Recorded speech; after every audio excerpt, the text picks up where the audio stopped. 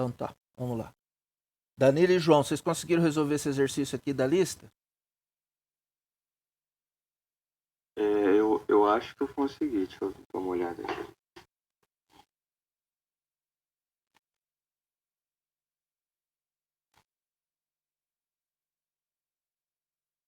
Eu acho que eu consegui, mas eu não tenho certeza se Tá. tá certo. Você usou qual teste? Série alternada?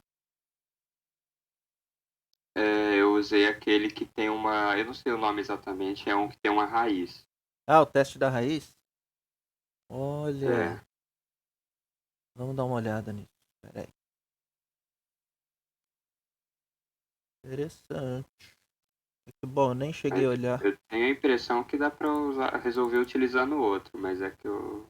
Sei lá. Eu usei o teste de série alternada, mas vamos lá dar uma olhada. Peraí, deixa eu ver aqui. Acho que lá pelos 70 deve ser. Por aqui mesmo. Aí. Nossa, foi na veia. É o 4. Esse aqui. Que tem a raiz do módulo. Isso, esse mesmo. Tá, então vamos ver o limite. Tem que calcular o limite da raiz enésima. Ok, vamos ver então como é que fica isso. O limite da raiz enésima do módulo.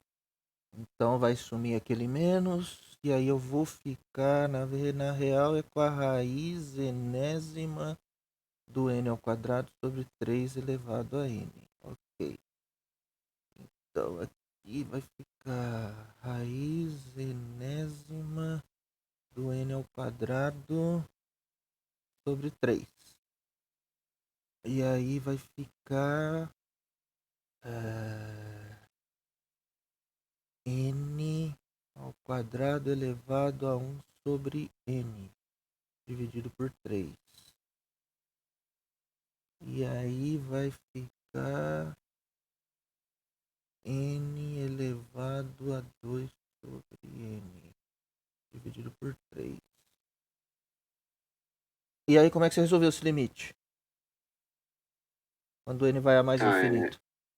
Aí eu não consegui, eu pesquisei que daí que eu tava em dúvida se esse N aí de cima, se ele ia converger para algum valor, né? Aí eu não consegui resolver por mim mesmo, né? Mas eu vi que ele vale 1, ele vai para 1 quando N é infinito, e daí um terço é menor que L. E daí a série é absolutamente convergente.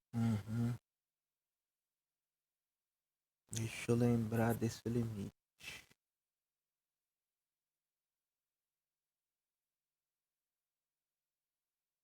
O jeito mais especificamente assim, o jeito que eu organizei foi que eu coloquei daí o 2 fora em um outro parênteses. Aí ficou n elevado a 1 sobre n, Certo. tudo isso elevado ao quadrado. Uhum. E daí esse limite de n elevado a 1 sobre n, quando Dá n é 1. infinito, dá 1. É isso mesmo. Beleza. Tá aí, Derek, esse é um jeito também.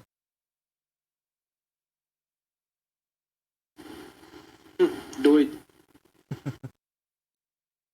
Tá? Essa é uma forma. Bom. Muito bom, João.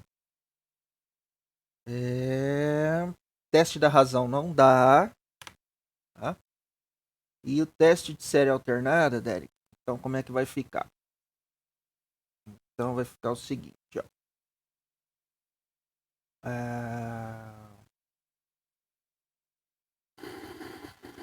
Esse pela raiz aí, pelo jeito, é bem mais simples, né? É bem mais simples. É porque é o limite... Opa. É só lembrar do limite de x elevado a 1 sobre x, para x tendendo a mais infinito. Mas deixa eu perguntar, por que você decidiu, João, usar o teste da raiz? Ele tentou, foi tentando. Eu Foi imagino. chutando? Na real, eu fui vendo os outros lá e os outros parecia que ia ser muito complicado. Esse aí foi o primeiro que eu achei que ia ser um pouco, parecia que ia ser um pouco mais simples. Nossa, pra mim o que parecia super simples é o da série alternada, né? Porque ele tá descaradamente o exemplo do livro. Mas, Derek, ó, quer ver? Ó, aqui tem um módulo. Aqui também. Aqui. Então, na verdade, esse menos 1 vai sumir. Por causa desses módulos aqui. Entendeu? O fato de ter um menos 1 lá, leva a gente a pensar na série alternada e provavelmente ajuda a resolver. Mas não invalida outros. Porque tem um módulo aqui. Então você vai tirar aquele sinal negativo. Entendeu? E aí, eu nem olhei, na verdade, os outros métodos, mas o que com certeza chamou a atenção do João, eu acho, é esse 3 elevado a n aqui, que a hora que ele meter a raiz, ele arranca fora esse 3 aqui mais facilmente. E aí ele tem razão. Também. E aí ele tem razão, né, de usar o método da raiz. E daí você arranca fora esse 3 aqui. Aí você vai ficar com um pepino aqui em cima, mas talvez é um limite manjado que dê para resolver. Né? Então, foi o que aconteceu. Agora, daí lá do seu jeito que você fez lá, com o teste da série alternada, então o que vai acontecer? A gente vai ficar em cima com n quadrado, n quadrado mais 2n mais 1. E embaixo vai ficar o 3n quadrado, que aí é o n quadrado mais n quadrado mais n quadrado. Ok. Bom, o que você pode fazer aqui para mostrar que isso é menor que 1, que é o que você quer. Se você quer mostrar o teste da série alternada, você precisa ter o AN mais 1 menor do que o AN. Certo? Então, o que você vai fazer ali? Ó? Você vai fazer aqui o seguinte, ó. Bom, n quadrado sobre n quadrado é menor ou igual que 1. E isso aqui é maior que 0. Tá? É claro que daí você está tirando o n igual a 0. Então, vamos ver aqui. Empata também, é igual. Calma, vamos chegar lá. Então, aqui é para n diferente de 0. Certo? Bom, para n igual a 1, é menor ou igual que 1, aí está valendo. Tá? Bom, agora acontece que você vai olhar o 2n menor. Você quer provar que é menor. Menor ou igual não serve. Então tem que ser menor em algum lugar. Então menor do que o n quadrado, vamos pôr assim. Você até poderia... Você quer menor. Então tá. Bom, então aqui menor. Então aqui o n igual a 0 não dá. Tem que ser diferente de 0. O n igual a 1 também não dá. Ser diferente de 1. Se o n for 2, vai dar 4, vai dar igual. O n tem que ser diferente de 2. Tá? E para n igual a 3 já começa a funcionar. Beleza? E você ainda tem que 1 é menor que n quadrado. Só que aí o n não pode ser 0. E o n não pode ser 1. Se o n for 2 já começa a funcionar. Tá? Então, aqui, juntando tudo, você não pode ter n igual a 0, nem n igual a 1, nem n igual a 2. Muito bem. Então, o que você faz aqui para poder funcionar? Você vem aqui na tua série e faz ela assim. Para n igual a 0, o que dá? Cara elevado a 0, aqui dá 0, aqui dá 0, vai dar 0. Isso é para n igual a 0. Certo?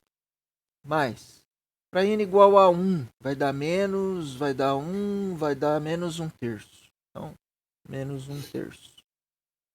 Isso é para n igual a 1. Para n igual a 2, mais para n igual a 2, que vai dar 1, 2 vezes 2 dá 4, 3 vezes 3 dá 9, 4 nonos. Para n igual a 2. Ok? Mas, agora você tem uma série para n maior que 2, maior ou igual a 3.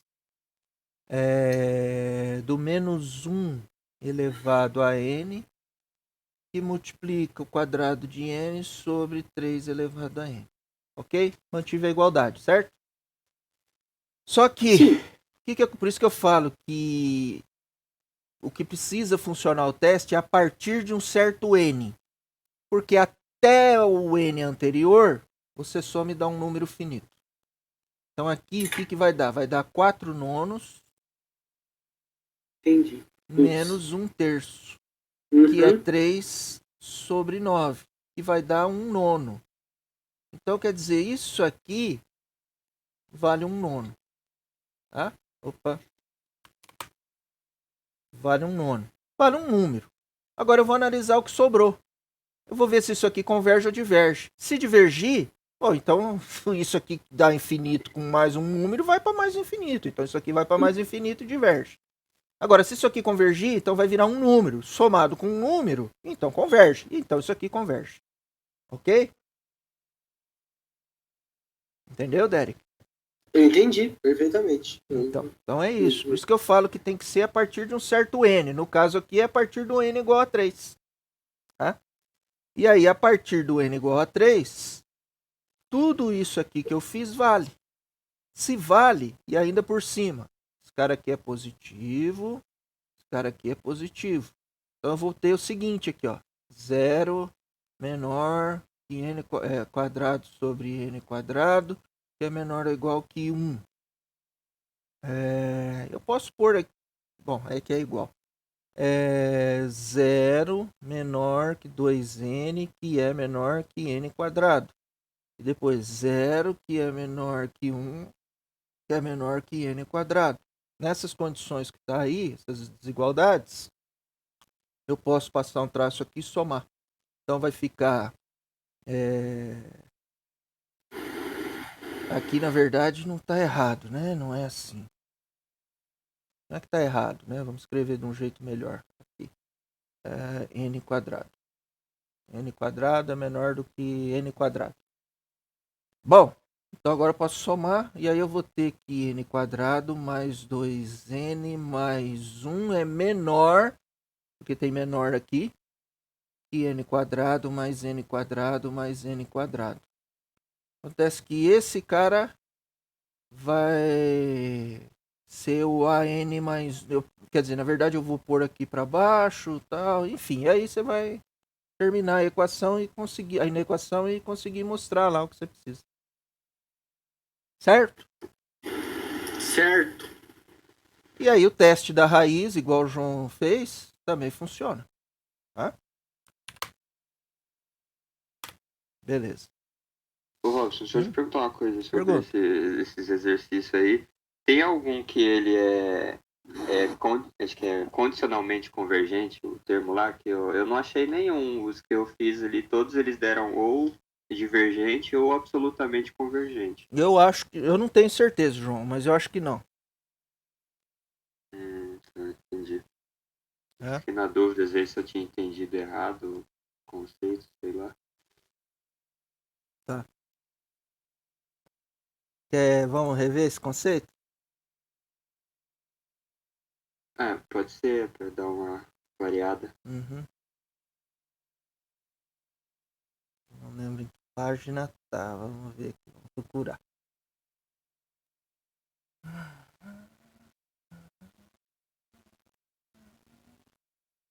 Aqui. Então vamos lá. Convergência absoluta e condicional. Então vamos rever isso aqui. Bom. Então tem uma série infinita. E aí os termos são substituídos pelos seus valores absolutos e a série resultante é convergente. Então dizemos que a série é absolutamente convergente. Ou seja, então vamos entender aqui. Ó. Eu tenho uma série, essa daqui. Eu vou falar que ela é absolutamente convergente se eu meter um módulo aqui no lugar do que está o termo geral, né? Meter um módulo no termo geral e esta série for convergente. Aí eu falo que ela é absolutamente convergente porque eu peguei o valor absoluto, tá? Então vamos ver, por exemplo, uma série como essa daqui. Menos 1 elevado a n mais 1 multiplica 2 sobre 3 elevado a n. Então ela é 2/3 menos 2 sobre 3 ao quadrado mais 2 sobre 3 ao cubo e assim por diante. Esta série ele diz que é absolutamente convergente. Por quê? Porque se eu meter o módulo aqui, vai sobrar para mim, esse menos 1 elevado a n vai sair para fora. Vai sumir, vai ficar positivo. E aí vai ficar só o 2 sobre 3 elevado a n, que é isso daqui. E que é uma série geométrica. Tá? E cuja razão é 1/3. E a razão ser 1/3, como é menor do que 1, ela converge. Tá? É o que ele escreveu aqui. Bom. Uma série convergente que não é absolutamente convergente é, por exemplo, então essa daqui. Essa aqui ela é convergente. No exemplo 1 da sessão ficou provado que tal série é convergente. Tem que voltar lá no exemplo para ver por que é, como que mostrou que ela é convergente. Tá? Agora, se eu pegar o módulo aqui, o que vai dar? Vai dar a série harmônica. E a gente já sabe que ela é divergente. Né? Bom, seção 12.7, exemplo 1. Vamos dar uma olhada nesse exemplo aí. Seção 12.7, exemplo 1. Exemplo 1, tá? Então, esta série aqui é alternada. Tá? Então, como é que é? É 1 menos meio mais 1/3 menos 1/4, lá. Tá. 1 sobre n mais 1 é menor do que 1 sobre n para todo n positivo. Isso é verdade. E o limite de 1 sobre n para n tendendo a mais infinito é 0. Segue do teorema 12.7.2. Meu Deus do céu. Teorema 12.7.2. É este o teorema. Então, vamos ver. Considere a série alternada. Menos 1, ou essa daqui, onde os caras são positivos. É o teste da série alternada, tá? E esse cara aqui é menor do que o carinha lá. Então é justamente o teste de série alternada aqui que ele usou, tá? Então ele usou aqui o teste, aqui ó, esse aqui é o AN mais 1, esse aqui é o AN mais 1 é menor do que esse cara, tá? E aí o limite aqui vai a 0, então eu posso usar o teste de série alternada. E é esse cara aqui, tá? Ele só esqueceu de ver aqui, ó. E o AN, que é no caso aqui é 1 sobre N, o AN, eu não vou usar o sinal. O AN aqui é sempre positivo, tá? Então, beleza. Bom. Ok, então aqui. Então, por enquanto é isso. Quer dizer, então o que pode acontecer? Pode acontecer da série ser convergente, mas ela não ser absolutamente convergente. Tá? Bem, então tá. A série dessa ilustração aqui, desse exemplo, a gente fala que ela é condicionalmente convergente. Então, como é que é essa história? Bom, então vamos lá. Eu tenho uma série, a N, tá?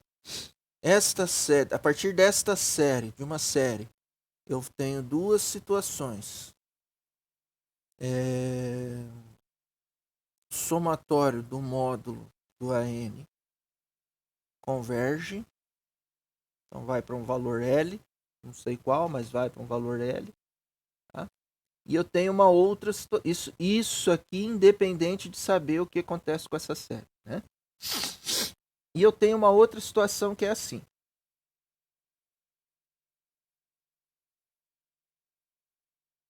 A série diverge, então não converge para um valor L, então ela diverge. E, além disso, eu tenho uma situação que diz o seguinte para mim. Somatório do AN, sem o módulo, converge para um valor L. Tá? Esse converge para um valor L não está legal. Deixa eu alterar isso por converge e diverge. Converge. Aqui, diverge. E aqui, converge. Então, a série sem o módulo, converge. Se eu puser o módulo, diverge. O que pode acontecer é que quando eu ponho o módulo, ela converge. E aí a gente tem um teorema que diz pra gente que quando isso acontece, e é por isso que ele não colocou nada sobre a série sem o módulo, isso implica que a série do AN converge. Tá? Então, aqui também diz pra gente o seguinte, esse teorema. Se a série diverge, se essa série aqui diverge, então essa aqui também diverge. A série do módulo, tá?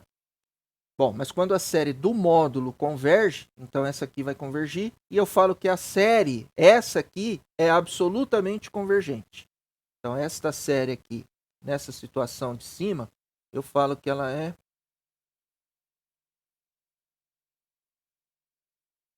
nessa situação de cima, eu falo que ela é absolutamente convergente. Quando é que ela é condicionalmente convergente? Na situação de baixo. Por que que aqui ela é condicionalmente convergente? Porque nesse caso aqui, esta série converge, mas a série do módulo dela diverge.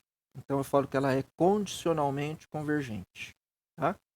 E no outro caso eu falo então que ela é absolutamente convergente. Então vamos lá, eu tenho uma série, tenho duas alternativas para ela. Ela é absolutamente convergente ou ela é condicionalmente convergente. Isso, tá, e se ela for divergente? Se ela é divergente e morreu. Então eu tenho três possibilidades aí para ela. Ok? Quais são as três possibilidades? Ela é divergente, morreu. Ela é absolutamente convergente ou ela é condicionalmente convergente. O que significa ser condicionalmente convergente? Significa que ela converge, mas que a soma dos módulos não converge. Quer dizer, o somatório do valor absoluto da série não converge.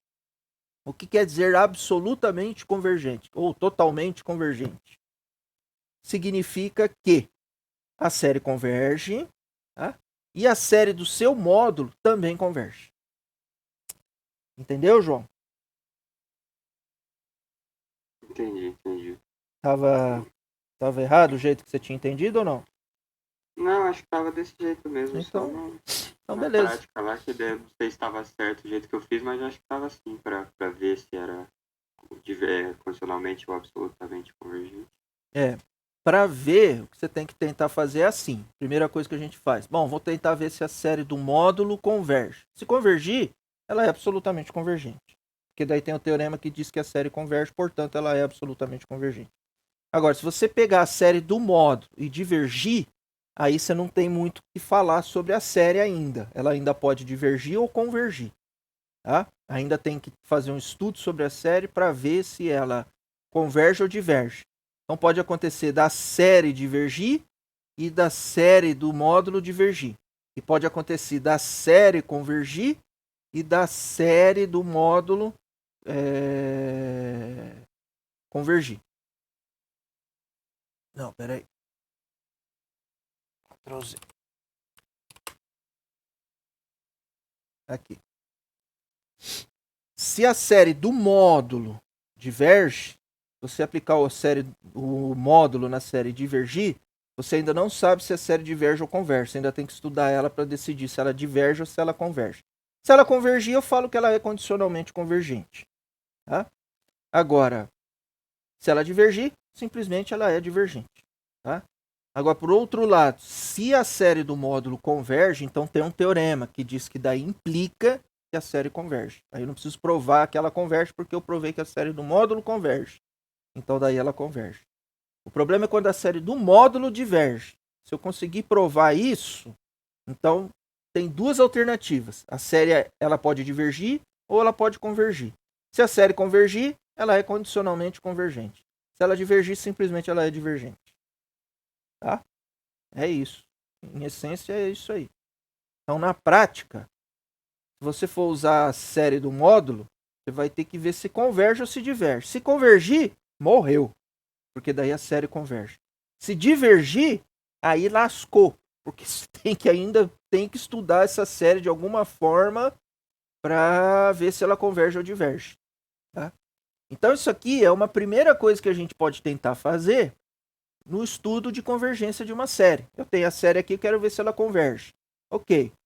Aí eu vejo que tem uns sinais ali, uns negócios ali que tá atrapalhando. Então, eu vou tacar o módulo aqui e ver o que vira. Você taca o módulo, vê o que vira e ela converge. Bom, então morreu, então a série converge. ela diverge. Ela diverge? Então não tem jeito, tem que continuar estudando. Aí, de repente, você usa algum teste, faz alguma conta e descobre que ela diverge. Então tá, então a série é divergente. E o fato do módulo divergir? Não importa.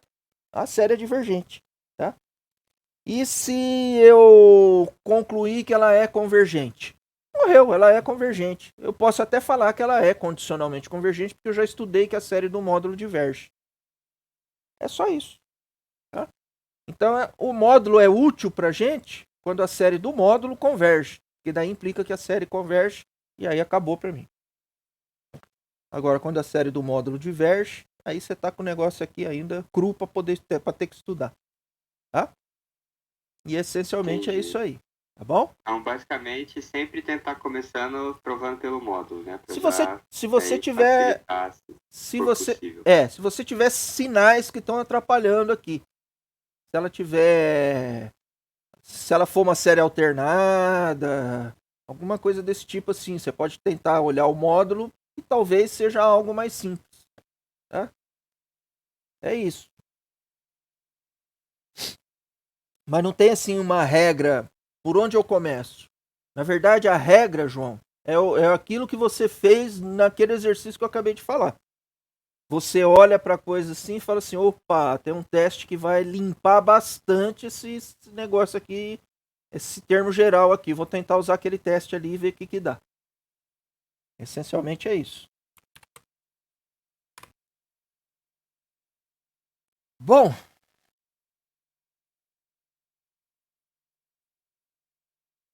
vamos lá. Dar uma olhada rápida aqui no trabalho da Jucimeire.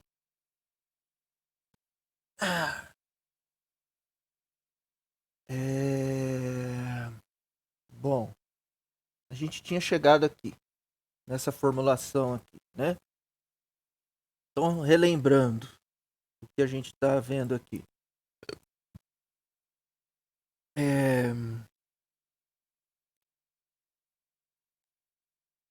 Taxa de suscetíveis, taxa de infectados, taxa de removidos, né? E aí, esse SI aqui é a interação entre os suscetíveis e os infectados. E aqui tem esse sinal de menos porque está diminuindo o número de suscetíveis e virando infectados. Então, por isso o SI. Aqui é uma equação de balanço, porque daí tira aqui dos que estão tornando-se infectados, eu tiro aqueles que foram removidos. E aí a taxa de removidos, que é proporcional, diretamente proporcional à quantidade de indivíduos infectados. Muito bem. Aí ficaram essas duas perguntas, né? Então tá. Então vamos ver aqui como é que são essas perguntas. Em que condições que surge uma epidemia? Por que uma epidemia desaparece antes que toda a população venha a óbito? Bom, eu lembro que eu comentei com vocês sobre a questão sobre a minha visão, na verdade, né, de que a equação diferencial ordinária não ajuda muito na prática. Eu continuo pensando assim. Mas, essencialmente, o que a gente precisa pensar é o seguinte, ó. Depois da nossa aula, eu faço um trabalho de monitoria num grupo de WhatsApp lá da matemática e surgiu uma guria lá com um problema que era assim.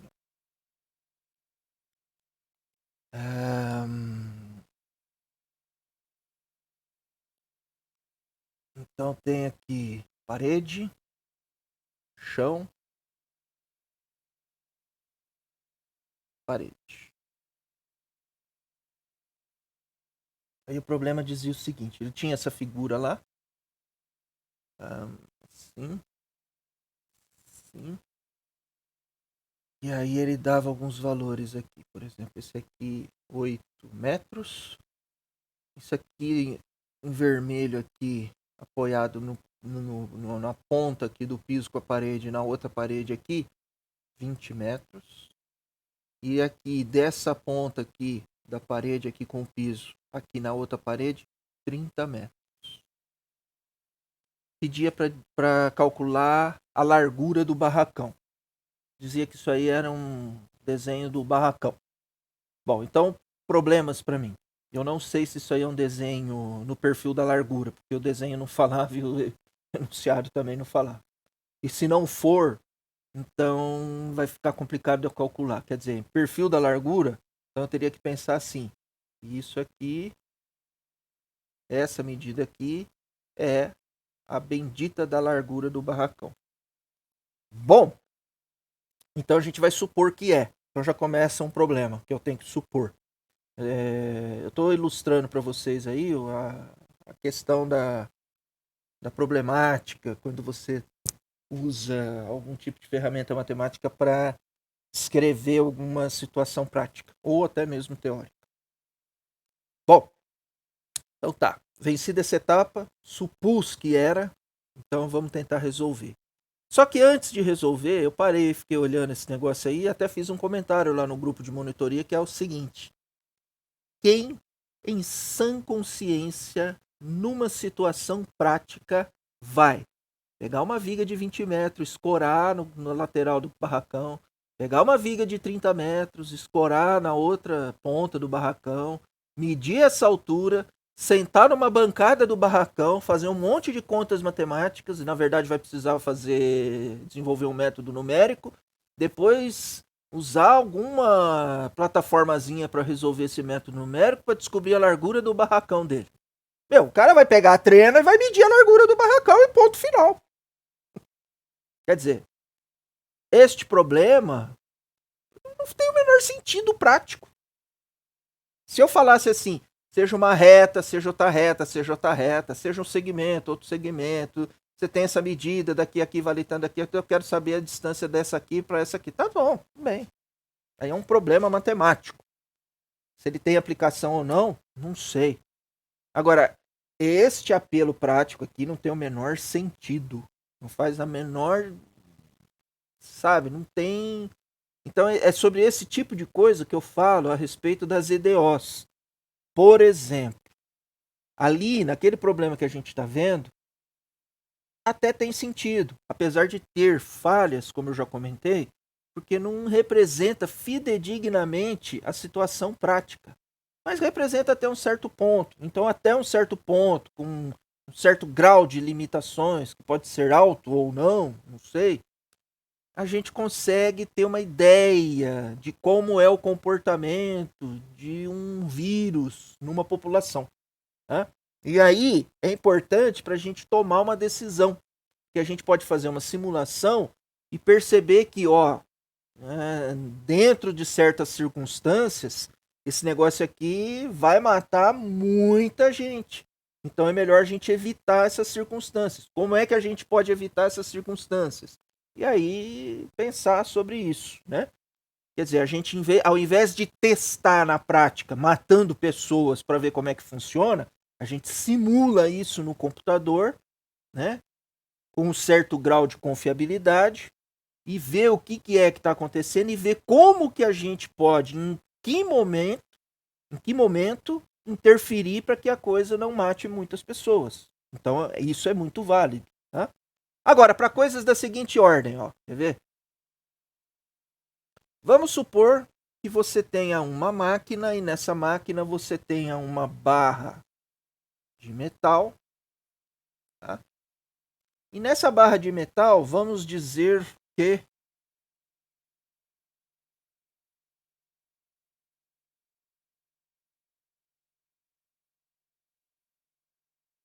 tem uma fonte de calor. Claro que não é uma vela, né? É por alguma outra razão. Tá? E que na outra ponta, nessa ponta aqui da barra, se a temperatura chegar a um valor TC, temperatura crítica, neste ponto aqui, eu tenho que utilizar uma operação, ou melhor, a máquina precisa ser interrompida. tem que desligar a máquina. Ou ela tem um sistema automático que ela, para proteção, ela desliga.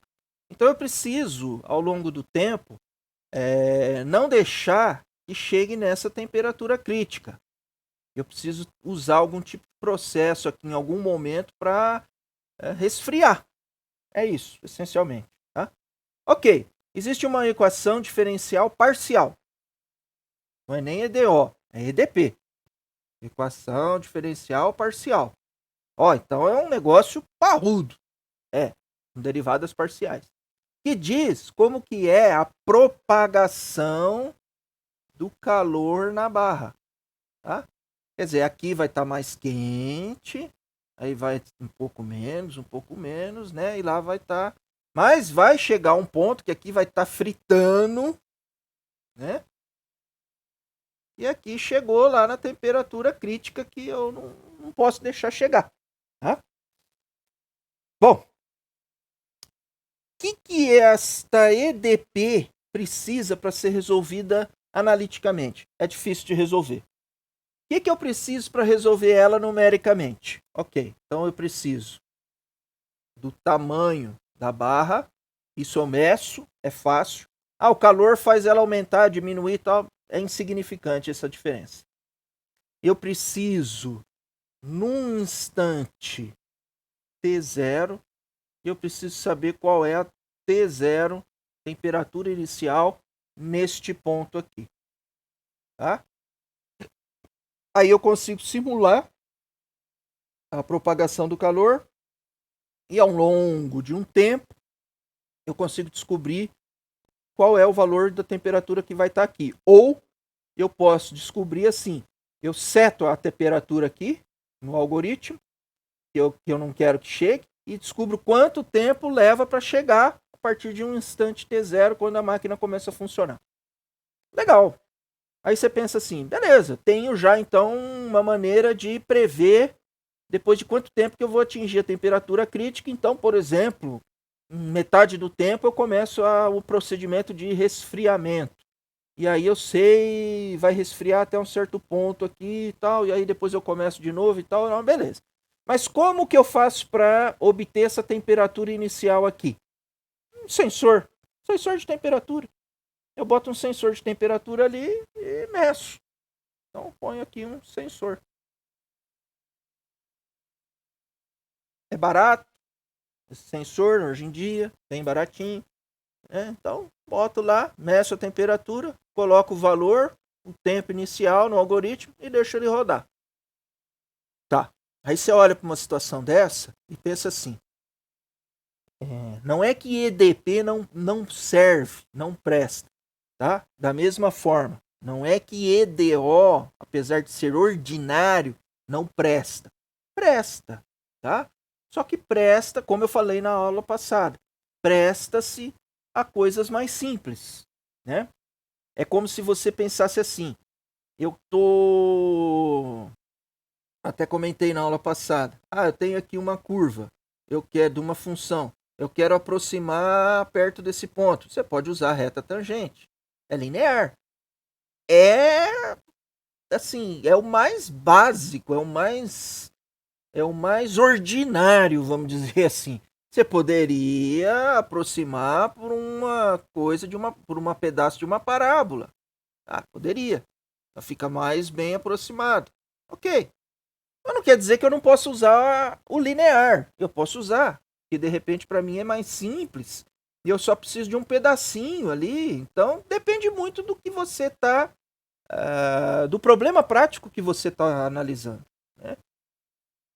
Mas o fato é que isso aqui é ordinário em relação a isso aqui, que é bem mais parrudo, né? Então, via de regra, EDPs, elas vão modelar de forma mais fidedigna uma situação prática ou teórica do que uma EDO. Em algumas situações, a EDO pode ser que ela modele tão bem quanto uma EDP. E daí talvez é melhor você trabalhar com uma EDO, porque é mais tranquilo de trabalhar com uma EDO, em princípio, né? Mas vamos continuar aqui na barra. Então eu ponho o sensor aqui e tal, beleza. Eu vou fazer uma pequenina alteração neste problema todo que eu descrevi para vocês. E vou fazer uma pergunta em seguida. Eu vou tirar o sensor daqui. Eu precisava dele aí para medir essa temperatura inicial aqui, para alimentar o algoritmo que veio de uma IDP, para descobrir quanto tempo depois vai estar numa certa temperatura crítica nesse ponto aqui que não pode estar. Tirei o sensor daqui. Aonde você vai pôr ele, Rob? Eu vou pôr ele aqui, ó.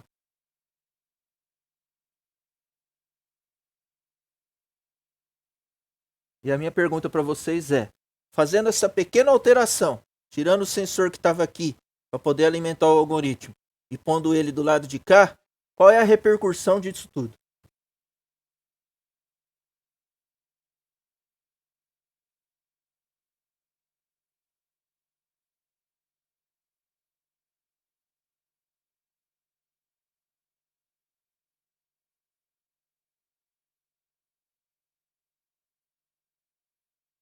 Qual que é a consequência?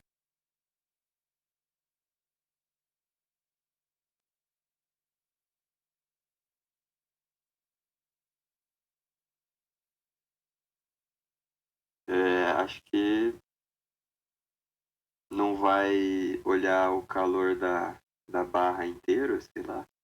Tá, e daí? Aí provavelmente o sensor vai apitar, sei lá, mais rápido, uma parada assim. Não, a principal consequência não é essa, não. Lembra que eu falei o seguinte, ó, vamos lá, de novo. Aqui, nesse ponto, se chegar na temperatura crítica, a máquina desliga. E eu não quero que ela desligue. Tá? Então, o que eu estava fazendo antes? Pondo um sensor aqui para colher essa temperatura, porque é dela que eu preciso para abastecer o algoritmo da EDP. O tamanho da barra, isso aí eu consigo medir. A pouca variação que há por causa do calor não importa. Abasteço lá também. Então, quando eu tinha o sensor aqui, sensor verde, tá? Sensor verde aqui, para quê? Para eu pegar essa temperatura, tá? Para pegar e abastecer a EDP, para pegar o tempo, não preciso do sensor, eu marco. E o L eu também não preciso, eu marco, tá? Essa EDP, na verdade, eu vou ter um algoritmo. Então eu vou ter um sistema computacional. Então eu vou rodar o sistema.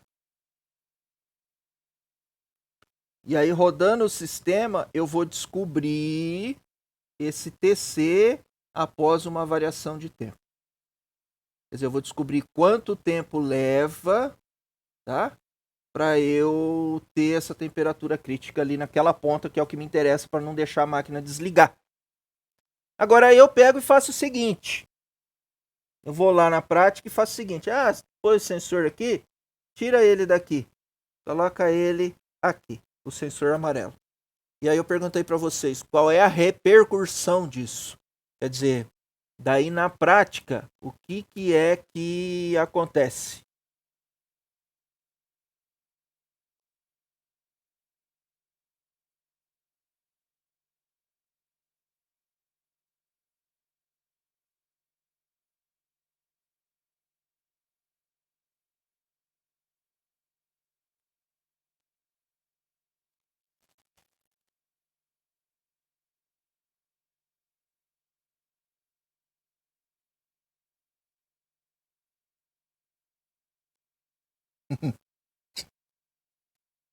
Pessoal, acontece o seguinte, ó. Acontece que o sensor aqui, ele está medindo essa temperatura nessa ponta aqui o tempo todo. Então eu consigo monitorar, eu consigo ver. Eu posso montar o circuito que eu monto, por exemplo. Eu monto aí um circuitinho, uso um Arduino da vida, tá? E quando aqui, depois de um determinado ΔT aqui, ó, eu sei que vai chegar naquela temperatura. Então, por exemplo, depois de ΔT sobre 2, esse sistema aqui, tá? Ele é acionado para resfriar. Ok. Acontece que eu estou com um sensor aqui, em vez de eu pegar o ΔT, eu estou medindo com um sensor aqui, então tá. Então quando chegar em TC sobre 2, eu aciono esse cara. Ok. Qual é a repercussão? Qual que é a consequência?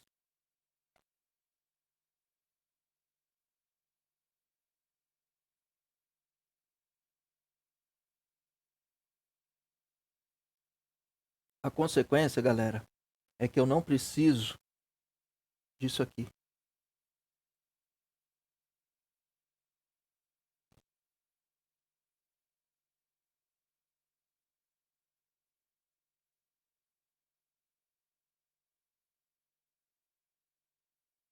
Pronto.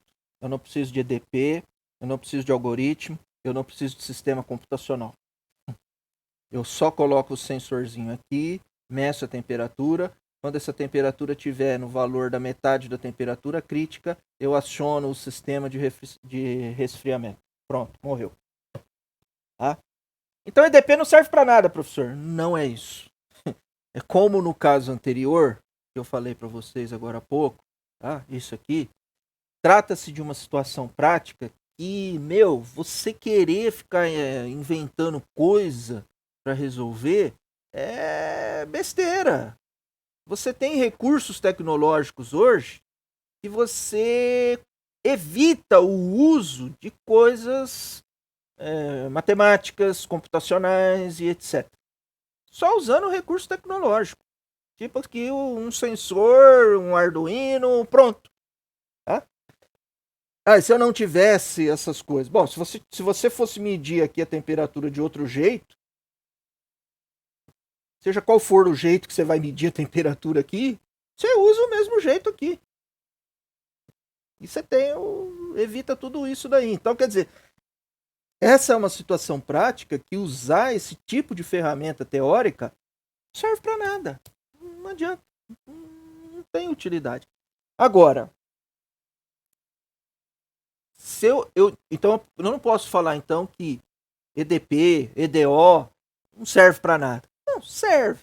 Lembrando que é aquilo que eu falo, EDO é uma coisa ordinária, é anterior a EDP. Então são assim, para eu modelar algo e esperar que seja fidedigno com uma EDO, você está esperando muita coisa, tá? Não vai ser, depende do grau o grau com o qual você quer representar de maneira fidedigna o problema, seja prático ou teórico, tá? Se não for muita exigência, tudo bem, usa o EDO, usa EDOs, tá? Agora, se você precisa de coisas, né? Então, você vai ter que partir para IDP, não vai ter jeito. Sobretudo, se o fenômeno tiver várias variáveis. Se ele tiver várias variáveis, aí não tem jeito, você vai ter que trabalhar com EDP. Você ainda pode, como eu falei, trabalhar com um sistema de equações diferenciais ordinárias. Ele tem 3, 4 variáveis. Então, para cada uma dessas variáveis, eu vou pensar numa EDO. Tudo bem. Você vai ter um sistema de EDOs. Tá? Você pode, talvez, esse sistema de EDOs, resumir ele a uma equação diferencial parcial. Aí precisa ver o que é mais vantajoso de trabalhar. Bom, de qualquer forma, o que a gente precisa estar atento nas situações práticas e mesmo nas teóricas, né, para esse tipo de situação que eu ilustrei aqui para vocês. Tá? Não adianta eu querer usar EDO, EDP para resolver uma situação prática dessa daqui, se eu resolvo simplesmente com uma mudança aqui de onde está um sensor, ponho ele em outro lugar e ponto final. Tá? Do ponto de vista teórico, isso aqui é semelhante ao seguinte, você quer resolver lá um problema e aí você usa uma puta de uma teoria matemática fodida para resolver aquele negócio lá. Sendo que se você parasse e pensasse um pouquinho mais, você conseguiria, mudando alguma coisa no seu probleminha lá, que não afeta muito o problema, resolvia com uma coisa bem mais simples. Né? E aí, para o matemático, né, O ideal é que o quão mais simples for a maneira de resolver, melhor. Tá? E aí, tá, vocês não vão ser matemáticos, vocês vão ser profissionais de computação. Mas esse tipo de coisa aqui é algo que se aplica no trabalho de vocês também. Esta situação. Como assim, professor? Bom, aí você tem lá um problema que você tem que resolver, você bola lá um algoritmo para resolver, beleza. Aí você usa lá um método lá para resolver o algoritmo, lá para resolver alguma parte do algoritmo lá, que é ter um problema. E esse método, ele, putz, é um puta de um método, é um troço fudido da porra. E tá, beleza. Mas aí você muda pouca coisa lá no seu algoritmo e aí você não precisa usar aquela puta ferramenta computacional do cacete lá para fazer a paradinha. Você usa um negócio bem mais simples, bem mais leve, que vai rodar bem mais liso. E aí, beleza, é aquilo lá que eu vou usar. É desse tipo de coisa que eu tô falando. Tá? Essa situação aqui ilustra esse tipo de situação que eu acabei de descrever para vocês na vida de vocês trabalhando com ciência da computação. Tá? E que é importante. Quer dizer, ao invés de eu usar lá um puta de um método computacional para fazer uma determinada tarefa, pô, mas e se eu mudar tal coisinha aqui, essa tarefa vai ser mudada desse naipe aqui, e aí eu posso usar esse outro método bem mais leve, bem mais simples. E aí vai ficar bem mais fluida a coisa, né? Vai funcionar bem melhor. Tá? Bom, então vamos voltar aqui, né? 9h20. Eu vou ver aqui, avançar um pouquinho aqui só. Depois a gente já para. Então vamos lá. Então vamos analisar a primeira pergunta. Em que condições surge uma epidemia? Vamos supor. Então, aqui já aquilo que eu falei para vocês. Todo momento tem que ficar atento a esse tipo de coisa. Porque supor de novo, isso é complicado. E as doenças são transmitidas somente por vírus ou bactérias. Ignoraremos a dinâmica do seu hospedeiro. Então, isso é terrível, né? Eu vou ignorar a dinâmica do hospedeiro. Certo. Eu vou ignorar, por exemplo, sei lá, a pessoa tem o vírus, mas ela não é capaz de transmitir, por alguma razão. Outras conseguem transmitir. E aí, eu não vou levar isso em consideração? Puta merda. O hospedeiro é um cara que viaja bastante pra cima e pra baixo e não tem como impedir isso. Pô, eu não vou levar isso em consideração? Então, lascou, né? Mas enfim, vamos lá. Então vocês percebam que esse modelo é sobre uma... Aqui no país, com o tipo de presidente que a gente tem, não funciona. Esse tipo de modelo, né? Que o cara tá toda hora quebrando regras e enfim, né? Sabemos que o surto de uma epidemia aumenta de acordo com o crescimento do número de pessoas infectadas, ou seja, se a taxa de mudança dos infectados é positiva. Tá. Então, usando a segunda equação do sistema, aquela de balanceamento, então, essa taxa tem que ser positiva, quer dizer que esse cara aqui tem que ser positivo, que é a taxa, que a taxa representa. Quer dizer que isso aqui tem que ser maior que 0, quer dizer que esse cara tem que ser maior que R, quer dizer que isso aqui tem que ser maior que 1, e isso daí recebe um nome, e o nome é o limiar da epidemia, tá? Porque quando S for maior do que o ρ é R sobre K. As razões, as constantes de proporcionalidade quando eu montei as equações. Tá? Bom, seja R0 igual a S sobre ρ. Quer dizer, peguei o total de indivíduos suscetíveis e dividi pelo limiar da epidemia. R0 é o número médio de infecções causadas por um indivíduo. Então, teremos uma epidemia se o número reprodutivo básico for maior que 1, ou seja, se o R0 for maior que 1. Caso contrário, se R0 for menor que 1, não vai haver epidemia. Tá bom, faz sentido, mas desde que seja dentro dessa situação toda ideal. O resto aqui, a partir dali, o que ela fez aqui, o que foi feito, São só continhas, né? E aí, beleza. Portanto, é necessário que exista um número mínimo de pessoas para que haja uma epidemia. Tá bom, beleza. Vamos lá. De fato, se o número de indivíduos suscetíveis for igual ao número de habitantes da população, nesse caso não teremos epidemia. Ou seja, então vamos lá, vamos analisar. O R0 é menor que 1 se somente se o S sobre ρ é menor do que 1. Sendo S igual a N, quer dizer, o total da população, então N é menor do que ρ. Assim, para que haja uma epidemia, é necessário que o ρ seja menor do que N. Tá, porque o ρ aqui vai ficar maior do que N. Então, para ter epidemia, quer dizer, o N tem que ser maior que o ρ. Desse modo, concluímos que acontecerá casos epidêmicos em uma população se o número de habitantes da população for maior que o valor limiar da epidemia. Esse fato é confirmado pelo teorema do limiar apresentado no início do capítulo. Ok. Agora, por que uma epidemia desaparece antes que toda a população venha a óbito? Dentro dessa situação ideal, em que você consegue controlar tudo. Você não consegue controlar tudo na prática. Vamos lá. Aqui que é o que começa a interessar para a gente, que é como que eu faço para resolver uma equação diferencial. Tá? Então vamos lá. Usando as duas primeiras equações dos sistemas, temos então, DI dt dividido por ds dt, então a taxa de infecção pela taxa de suscetíveis, então é o KSI menos RI, dividido por menos KSI. São as equações que tem na página anterior. Tá? Essas equações. Está fazendo isso dividido por isso. É essa taxa dividido por essa taxa. Ok. Vamos lá ver. Então eu vou ter DI ds, tá? Igual a... Aí fez a conta aqui, né? Deu menos 1 mais R sobre KS. E o R sobre KS é o ρ sobre S. Porque o R sobre K é o ρ.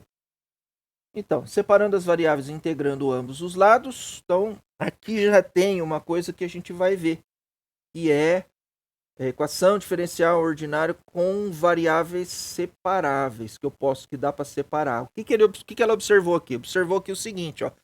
Eu posso deixar DI do lado de cá, jogar o ds para lá, o S está aqui, que funciona que é a função, que eu tô, e aqui a derivada.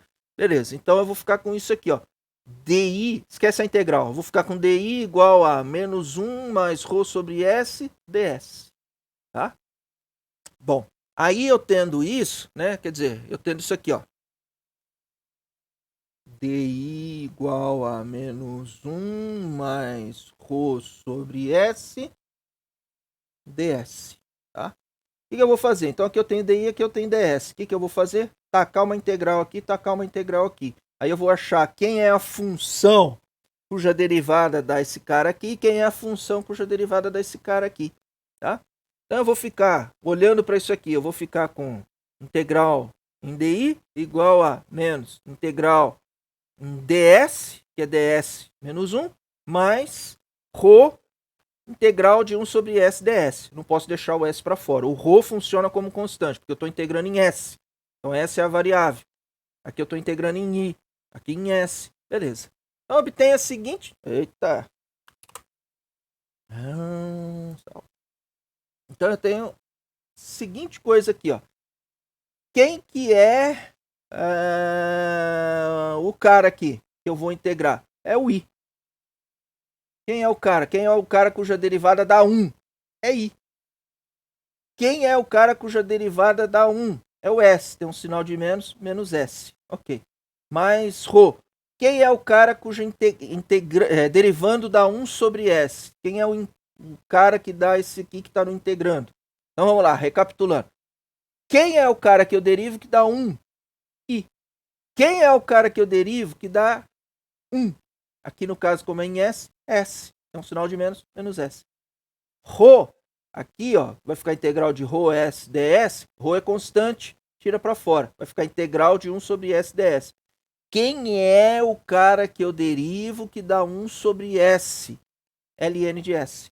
Mais uma constante. São as constantes que sobrou tudo, isso aí juntou tudo elas aí numa coisa só. Tá? Então, considerando que no instante t igual a t0, os valores iniciais para I e S são respectivamente 0 e S0, substituindo esses valores, então eu tenho isso daqui E aí eu encontro quem é C, passando esse cara para cá e esse outro termo para cá. Tá? E aí eu vou ter, então, I de S igual a I0 mais esse 0 mais S, porque daí eu juntei o C, que vai ficar aqui, junto com essa outra parte aqui, ó, tá? Então vai ficar S menos S mais S0 com sinal de menos, ρ, ln de S mais ln de S0, e é o que ela pôs aqui, tá? E é isso daqui, ok? E aí eu tenho então uma expressão agora para I em função de S, tá? Que ficou I de um lado e ficou S do outro, então ficou I de S, bom? Então fazer a análise dessa expressão, aí ela vai fazer a análise, tá? Quer dizer, agora eu tenho, dependendo da quantidade de suscetíveis, qual vai ser a quantidade de infectados. Então se eu der um valor da população suscetível aqui, eu vou ter uma ideia de quanto vai ser o valor da população de infectados, tá certo? Então é isso que ela tem aí agora. E aí ela vai fazer as análises dela, etc e tal. Bom, tudo isso a gente fez, fiz tudo isso aqui para chegar nesse ponto aqui. Quer dizer, eu peguei esse texto aqui para a gente ler, só para a gente olhar isso daqui na verdade, tá? Isso daqui, ó. Isso aqui é uma equação diferencial ordinária também, que ela montou a partir daquelas outras equações diferenciais ordinárias que tem na página anterior, que são essas três aqui, tá? E aí, com isso, ela conseguiu resolver e encontrar a função I em relação a S. A quantidade de infectados em relação à quantidade de suscetíveis, tá? Existe uma regra de como resolver DO. A gente tem alguns métodos para resolver algumas poucas EDOs. Tá? Não existe um método geral que garanta que você vai resolver sempre. Não é uma tarefa simples. Tá? Bom, aí depois vem esse modelo. Eu nem vou ler com vocês, eu vou pedir para vocês dar uma lida. Isso aqui é um aprimoramento do modelo anterior. Então, o que é esse caso aqui? Esse caso aqui é assim. Você tem os suscetíveis, você tem os infectados, você tem os removidos. E esse S, de S vai para I, de I vai para removidos e de removidos volta para S.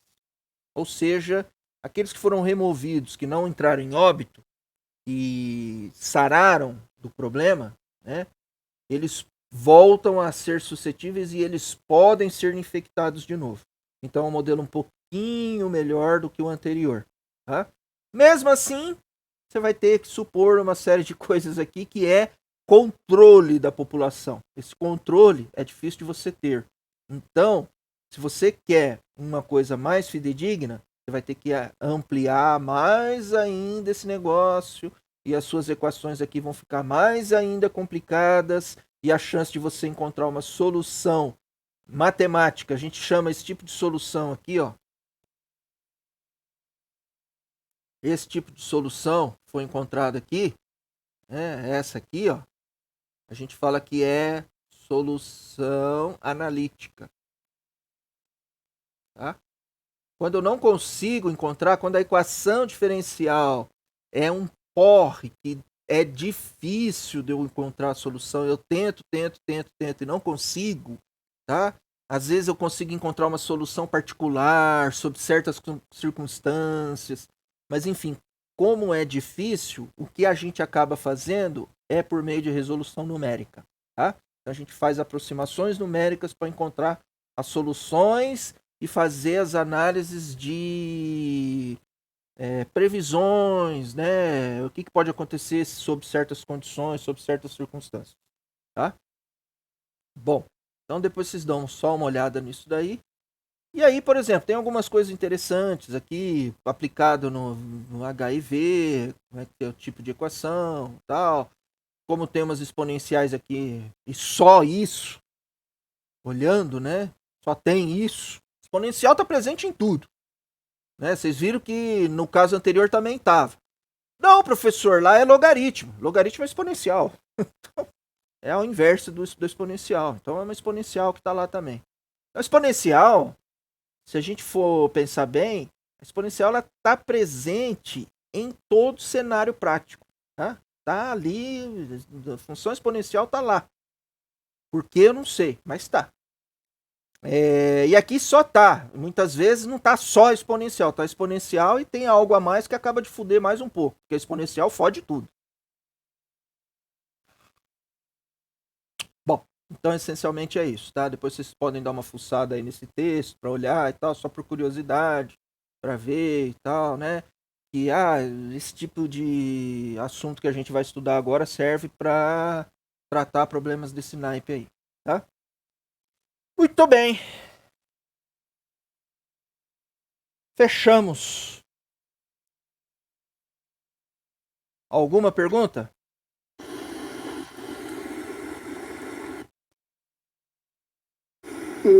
Bom, não. A gente ainda não viu nenhum método, nós vamos começar agora ver algum método, alguma coisa, como é que funciona, tá? Sobre algumas situações bem particulares, para alguns tipos de equações diferenciais ordinárias bem específicas, como que a gente pode resolvê-las. Então vocês percebem o seguinte aqui, só para reforçar a ideia. Então, ó, EDO versus EDP. Eita. EDP. Aqui, o que é a diferença? Uma variável. Aqui, N variáveis. Tá. Então aqui eu posso trabalhar com um sistema de N variáveis. Pode. O que não te impede de trabalhar aqui com um sistema de NEDOs, na verdade, aqui, tá? NEDOs. MEDPs. Então vocês veem que as EDPs sempre levam vantagem em ter mais poder de fogo para modelar alguma coisa. Porque ela tem mais coisas lá envolvidas que uma EDO não tem. Tá? Então, por exemplo, para eu tentar simular as N variáveis de uma EDP, eu posso montar um sistema com N EDOs. Ok. E se eu precisar de mais coisas, então você pode montar um sistema de M EDPs de N variáveis. E aí, né, a coisa é maior. Bom, mas enfim. Dá para trabalhar com as ordinárias, apesar delas serem ordinárias. Tá, tudo bem. Aí, na prática, o que acontece? Esse universo aqui, gente, é gigante. Tá? Universo de equações diferenciais ordinárias, que é de uma variável. Eu posso trabalhar com sistema. Meu, isso é gigante. Você pode criar funções complexas aqui, complicadíssimas aqui, para tentar ser fidedigno ao seu problema. Mesma coisa aqui. Esse universo aqui, então, é gigantesco. Tá? Bom, o que acaba acontecendo, que é o que a gente vai fazer? Dentro deste universo aqui gigantesco, tem um pequeno mundo aonde essas EDOs são mais simples.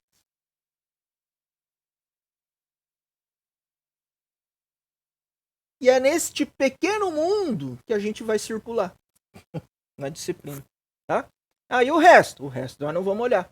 Nós vamos olhar este pequeno mundo, que é bem mais simples, tá? Por exemplo, esta EDO de variáveis separáveis que a gente acabou de ver aqui no trabalho da menina, faz parte deste pequeno mundo aqui, tá? Claro, faz parte deste universo grandão. O que eu estou querendo dizer para vocês aqui é que existem coisas nesse universo grandão aqui que não são simples, né? E são essas coisas, na verdade, que acabam modelando de maneira mais fidedigna a situação prática, tá? Então, estas coisas mais simples aqui, por que a gente trabalha com essas coisas mais simples? Porque elas são mais razoáveis de eu encontrar uma solução. Tá, é mais razoável de você encontrar a solução. Mas ela modela direitinho uma situação prática? Em geral, não. Em geral, tem bastante falhas. Então é isso. Tá? Mesma coisa se aplica aqui. Tá? Você vai ter um pequeno universo aqui. Tá? E perto desse negócio aqui, a proporção disso, perto disso, é bem menor aqui. Tá? E aí você fica trabalhando com essas daí. Tá? Existe, por exemplo, aqui uma equação diferencial parcial, que ela chama equação diferencial parcial de Navier-Stokes. Ela ninguém conhece solução para ela. E ela é uma equação diferencial parcial que você olha para ela assim e fala, mas é uma bostinha de uma equação diferencial parcial. É uma bostinha. Mas ninguém tem solução analítica para ela até hoje. E como é que faz então para resolver? Porque ela modela coisas importantes? Sim. E como é que você faz então para numericamente? Tá? E aqui é a mesma coisa. Você vai sair desse universo mais simples aqui, vai cair em algo um pouco mais complexo aqui, você não vai conseguir solução analítica? Não. E aí como é que você faz? Solução numérica. É assim que faz. Tá? Beleza. Então é isso. Nos vemos amanhã. Até amanhã, professor. Valeu. Muito obrigado. Até amanhã. Cuidem-se. Bom dia. Bom dia, professor. Bom dia. Bom dia, professor. Bom E dia. seguinte, antes de eu despedir de você, Hum, eu fiz mais um exercício aqui. tá bom. Quando você ficava falando e falando. Sei. Mas todos eles são séries alternadas. Todos são menos uma vez alguma coisa. Uhum. Todos esses você passou. Pois é, mas lembra que você pode tacar um módulo lá e ele deixa de ser. Então eu tenho que tacar o módulo, né, em tudo ali e ver se ele continua sendo convergente. É, você pode fazer isso. Não, beleza, porque esse aqui parece que o 40 também é convergente, né? Pela mesma demonstração. Uhum. Então tenta lá e depois você me fala. Tá bom. Abraço. Abraço.